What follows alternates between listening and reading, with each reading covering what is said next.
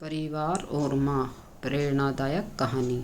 एक गांव में एक सुखी परिवार रहता था। उस परिवार में 3 भाई और एक बहन थी। उनके माँ बाप उन चारों से बेहद प्यार करते थे, मगर बीच वाले बेटे से थोड़ा परेशान थे। बड़ा बेटा पढ़ लिख कर डॉक्टर बन गया था और छोटा बेटा भी पढ़ लिख कर इंजीनियर बन गया था, मगर बीच वाला बेटा बिल्कुल गंवारा और आवारा किस्म का था। कुछ समय बाद उनके दोनों बेटे डॉक्टर और इंजीनियर ने शादी कर ली और महीनों के बाद ही उनकी बेटी का विवाह भी एक अच्छे घराने में हो गया। मगर बीच वाला बेटा अभी भी कुंवारा था। वह अनपढ़ था और कहीं पर मजदूरी का छोटा मोटा काम करता था। उसकी शादी के लिए लड़की नहीं मिल रही थी। उसके माँ बाप उससे बहुत परेशान हो चुके थे। अब जब भी उनकी बहन अपने मायके आती तो वह अपने डॉक्टर और इंजीनियर दोनों भाइयों से मिलती थी, मगर बीच वाले भाई से बहुत कम मिलती थी, क्योंकि वह उन्हें ज़्यादा पैसे नहीं दे पाता था। लेकिन फिर भी वह अपनी बहन से बहुत अधिक प्यार करता था। कुछ समय बाद उनके पिताजी की बीच वाले बेटे की बिना शादी किए बिना मृत्यु हो गई थी। उनकी माँ ने सोचा कहीं अब किसी के मुंह से बंटवारे की बात ना निकले, इसलिए उस अपने ही गांव में एक सीधी सादी लड़की से मझले बेटे की शादी करवा दी थी। शादी होते ही न जाने क्या हुआ, अनपढ़ बेटा मन लगाकर पढ़ने लगा और पहले से कहीं ज़्यादा मेहनत भी करने लगा। अब कोई भी पुराना दोस्त उसका मोटर गश्ती के लिए बुलाने आता तो वह मना कर देता था। एक दिन उसके डॉक्टर और इंजीनियर भाई ने सोचा कि यह तो गंवार है और अनपढ़ है, हम इससे कहीं ज़्यादा पैसे कमा लेते हैं, लेकिन अब हमें बंटवारा कर लेना चाहिए। माँ के लाख मना करने के बाद भी दोनों बेटों ने बंटवारे की तारीख तय कर दी और उन्हें अपनी बहन को भी बुला लिया। तभी उनका गंवार भाई कहता है कि तुम लोग बंटवारा कर लो, मुझे जो बचे वो दे देना या ना देना, मैं शाम को आकर अंगूठा लगा दूंगा।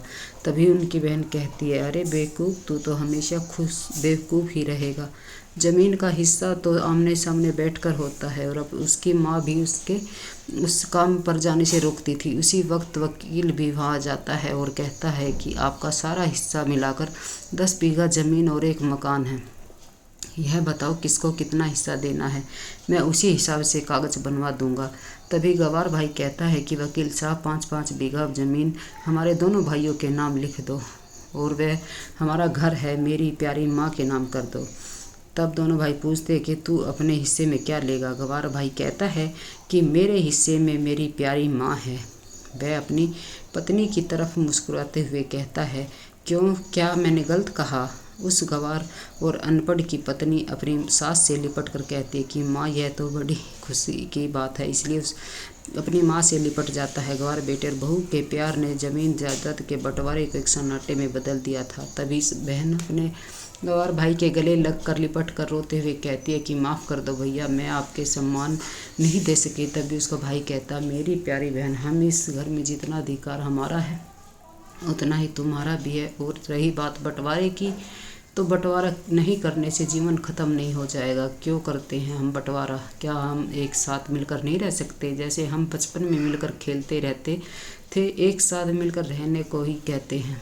अच्छा परिवार उसके परिवार को संभालती है एक माँ। तभी उसके दोनों भाई भी बहुत शर्मिंदा हुए और वे बंटवारे के सभी कागज़ फाड़ देते हैं। तभी उस दिन के बाद से उनका पूरा परिवार खुशी खुशी एक साथ रहने लगा।